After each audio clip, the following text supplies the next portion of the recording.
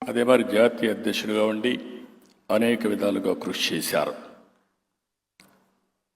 మన దత్తాత్రేయ గారు బీజేపీ జాతీయ కార్యదర్శిగా 2004, జాతీయ ఉపాధ్యక్షుడు 2013 పదవులు నిర్వహించడమే కాకుండా రైల్వే స్టాండింగ్ సభ్యుడిగా, ఓబీసీల సంక్షేమ కమిటీ చైర్మన్గా పనిచేశారు. ఈరోజు హిమాచల్ ప్రదేశ్ గవర్నర్గా పనిచేశారు. 2021 నుంచి హర్యానా గవర్నర్గా పనిచేస్తున్నారు. ఈ పుస్తకం చూసిన తర్వాత ఆయన జీవితం, దృక్పథం, రాజకీయ అనుభవాలు అన్నీ ప్రతిబింబిస్తూ భవిష్యత్ తరాలకు ఒక స్ఫూర్తినిచ్చే విధంగా ప్రజల కథే నా ఆత్మకథ పుస్తకం ఉంది. సుదీర్ఘ అనుభవం ఉండే వ్యక్తి మన దత్తాత్రేయ గారు. ఒక మాటలో చెప్పాలంటే, ఏదైనా చెప్పాలంటే వ్యక్తిత్వం ఉండాలి. ధైర్యంగా ఒక సందేశం ఇవ్వాలంటే ఒక చరిత్ర ఉండాలి. ఈ రెండూ కలిగిన వ్యక్తి బండారు దత్తాత్రేయ గారు అని చెప్పి నేను మీకు తెలియజేస్తున్నా. ఇంకో పక్క ఉత్తర భారతదేశం, దక్షిణ భారతదేశాన్ని రెండు దిక్కల్లా పనిచేసి ప్రజలతో మమేకం కాగలిగారు. ఇలాంటి చెప్పుకుంటూ పోతే అనేక విషయాల్లో ఆయన ఒక ఆదర్శం. ఆయన్ని మనస్ఫూర్తిగా అభినందిస్తూ ఇక్కడికి వచ్చినప్పుడు శిల్పకళా వేదిక అనగానే నాకు గుర్తొచ్చేది పాత జీవితం, ఒకప్పటి కథ. ఒకప్పుడు మీకు అందరికీ ఒక ఐడియా ఉంటుంది. హైదరాబాద్ని వేదికపై నుండి మేమందరం కూర్చొని తెలుగు జాతిని ఏ విధంగా అగ్రస్థానంలో పెట్టాలని ఆలోచించినప్పుడు మొదటి బ్రేక్ త్రూ, మొదటి అడుగు హైటెక్ సిటీ. దాంతో ప్రారంభమైంది మన జర్నీ. ఇప్పటికి కూడా జ్ఞాపకం. వేదికపై నుండి మిత్రులందరం కలిసి వాజ్పేయి గారిని పిలిపించి హైటెక్ సిటీతో ప్రారంభించాం. ఐటీకి ప్రాధాన్యత ఇచ్చాం. అదే సమయంలో టెక్నాలజీకి ప్రాధాన్యత ఇచ్చాం. కానీ మన సాంప్రదాయాలు మర్చిపోకూడదు. మన వారసత్వాన్ని ఆ రోజు సౌత్ ఇండియా కౌన్సిల్ ఆధ్వర్యంలో ఈ ప్రాంతం ఉంది. ఇప్పుడు నేను ఉండేది. చెన్నారెడ్డి గారు చైర్మన్, తమిళనాడు గవర్నర్.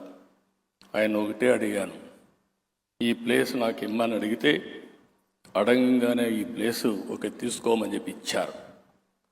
అక్కడి నుంచి అంత మునుపు మీరు చూస్తే రవీంద్ర భారతి ఒకటే ఉండేది. మనకు చిన్న హాలు. ఇమ్మీడియట్గా ఒక కాన్ఫరెన్స్ హాల్ కావాలని శిల్పకళా వేదిక, శిల్పారావం ఈ రెండు కూడా అభివృద్ధి చేశాం. ఒక పక్క హైటెక్ సిటీ, ఇంకొక పక్క చుట్టుపక్కల ఐటీ కంపెనీలు, మధ్యలో మన సాంప్రదాయాల్ని ఎప్పటికీ గుర్తుపెట్టుకునే విధంగా శిల్పకళా వేదిక, శిల్పారావం ఏర్పాటు చేశాం. అవి చూసిన తర్వాత అనిపిస్తుంది, ఈరోజు తర్వాత చాలా డెవలప్మెంట్ జరిగాయి. బిల్ క్లింటన్ వచ్చినప్పుడు 2 నగరాలుంటే ఈ 2 నగరాలకు 3వ నగరాన్ని యాడ్ చేయాలని హైదరాబాద్, సికింద్రాబాద్కి అదనంగా సైబరాబాద్ నగరాన్ని కూడా నామకరణం చేసి ఈరోజు సైబరాబాద్ని తీసుకెళ్ళాం. ఈరోజు ఇవన్నీ చూసినప్పుడు ఒక ఆనందం, ఒక తృప్తి. రాజకీయ జీవితాల్లో ఏ వ్యక్తికైనా కావాల్సింది మనం చేసిన పనులు శాశ్వతంగా ప్రజలకు ఫలితాలు ఇచ్చినప్పుడు దానికంటే మించిన ఆనందం ఏది ఉండదని మరొక్కసారి మీ అందరికీ విజ్ఞప్తి చేస్తున్నా. ఈ సందర్భంగా తెలుగు జాతి చరిత్రలో ఒక ప్రత్యేకమైన స్థానం ఉంది. మనం అనేక సందర్భాలు చూసాం. ఒకప్పుడు హైదరాబాద్ స్టేట్, మెడ్రాస్ ప్రెసిడెన్సీలో భాగం ఆంధ్రప్రదేశ్, 2 రాష్ట్రాలు కూడా కలిసి ఆంధ్రప్రదేశ్ రాష్ట్రం. తర్వాత ఈరోజు 2 రాష్ట్రాలు, తెలంగాణ రాష్ట్రం. ఇంకో పక్క ఆంధ్రప్రదేశ్ రాష్ట్రం. నేను ఎక్కడున్నా మిమ్మల్ని అందరినీ మనందరం కూడా చేయాల్సింది. తెలుగు జాతి ఒకటే, ప్రాంతాలు వేరు కావచ్చు. అదే సమయంలో మనందరి ధ్యేయం తెలుగు జాతిని ప్రపంచంలో నెంబర్ 1 స్థానానికి పెట్టడమే మనందరి యొక్క ఆలోచన. రాజకీయ పార్టీలు వేరు కావచ్చు, రాజకీయాల్లో కొంతమందికి అవకాశాలు వచ్చినప్పుడు వాళ్ళు పనులు చేయొచ్చు. ఈరోజు మనం గుర్తుపెట్టుకోవాలి, పివిఎన్ నరసింహారావు గారు ఈ గడ్డ మీద పుట్టిన వ్యక్తి ఆర్థిక సంస్కరించి దేశం యొక్క దశ దిశ మార్చారు. ఇవన్నీ మనం గుర్తుపెట్టుకొని భవిష్యత్తులో కూడా తెలుగు జాతిని నెంబర్ 1 చేసే విధంగా ముందుకు పోవాలని మరొక్కసారి కోరుకుంటూ, ఈరోజు ప్రపంచం, నాకు ఏ డౌట్ లేదు, ప్రపంచంలోనే భారతదేశం నెంబర్ 1గా తయారయ్యే రోజులు తొందరలోనే ఉన్నాయి. ఇండియన్స్ ప్రపంచం మొత్తానికి నెంబర్ 1గా ఉంటారు. అదే సమయంలో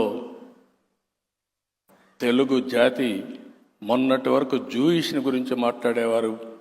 ఈరోజు ప్రపంచం మొత్తం మాట్లాడాల్సింది తెలుగు జాతి అందరికంటే అగ్రజాతిగా ఉండడానికి మనందరం దీక్ష తీసుకొని ముందుకు పోవాల్సిందిగా కోరుకుంటూ, భారతదేశాన్ని ముందుకు తీసుకుపోయే బాధ్యత ప్రధానమంత్రి గారు తీసుకుంటారు. తెలుగు జాతిని ముందుకు తీసుకుపోయే బాధ్యత ఇక్కడుండే ఈ రాష్ట్రాల్లో ఉండే తెలుగు జాతి మొత్తం ఒక పద్ధతి ప్రకారం పనిచేయాలని మరొక్కసారి కోరుకుంటూ, దానికి కూడా దత్తాత్రేయ గారు ఒక స్ఫూర్తి, ఒక అజాత శత్రువు. నేను చూశాను, ఒక పార్టీ కాదు, అన్ని పార్టీల్ని ఒక వేదిక మీద ఒకరోజు కాదు ప్రతి ఒక్క సంవత్సరం తీసుకొచ్చి ఐకమత్యాన్ని కాపాడిన వ్యక్తి బండారు దత్తాత్రేయ గారు. ఆ ఐకమత్యంతోనే మనందరం ఒకటిగా ముందుకు పోవాలని మరొక్కసారి విజ్ఞప్తి చేస్తూ అందరికీ నమస్కారాలు. జై హింద్.